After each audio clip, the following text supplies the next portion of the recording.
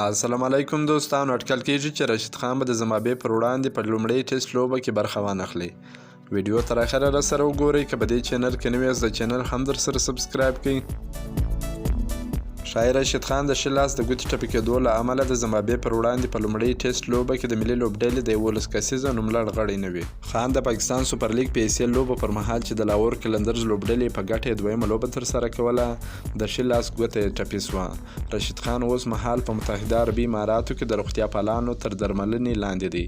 په لومړۍ ټیسټ لوبه کې د هغه د لوبېدو یا نه لوبېدو په اړه وروستۍ پریکړه به د نوموړي روغتیایي حالت ته په کتو د روانې فروري میاشتې په 28مه نیټه ترسره شي.